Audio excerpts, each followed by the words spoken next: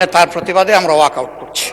আজ বাদ আসর রাজধানীর বাইতুল মোকাররম জাতীয় মসজিদের উত্তর গেটে বিক্ষোভ সমাবেশ ও মিছিলের কর্মসূচির আহ্বান করেছে জামায়াতে ইসলামী।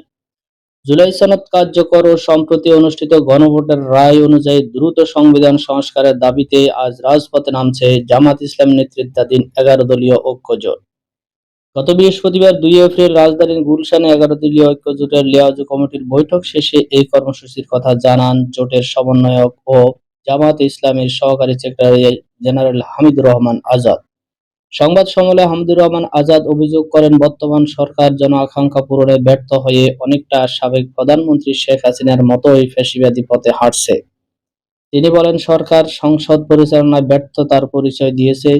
জনস্বার্থ রক্ষায় এবং গণভোটের রায় বাস্তবায়নে রাজপথের আন্দোলন ছাড়া আমাদের আর কোনো উপায় নেই। এছাড়া জোটের পক্ষ থেকে হুঁশিয়ারি দিয়ে জানানো হয়েছে যে সরকার যদি গণভোটের রায় বাস্তবায়ন দ্রুত পদক্ষেপ না নেয়, আগামী ৭ এপ্রিল শীর্ষ নেতাদের পরবর্তী বৈঠক শেষে দীর্ঘমেয়াদী আন্দোলনের রূপরেখা ঘোষণা করা হবে। এদিকে জামাতের এই বিক্ষোভ সমাবেশকে কেন্দ্র করে বাইতুল মোকাররম এলাকায় নিরাপত্তা জোরদার করা হয়েছে।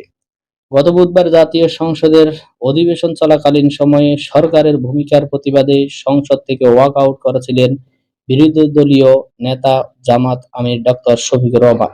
এরপরই আন্দোলনের ইঙ্গিত দেন তিনি।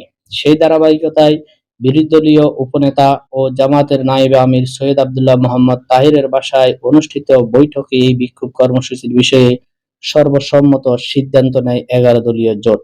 আজকের বাদ আসর এই বিক্ষোভ মিছিলটি দেখতে আমাদের সাথে থাকুন। ধন্যবাদ আপনাদের সবাইকে।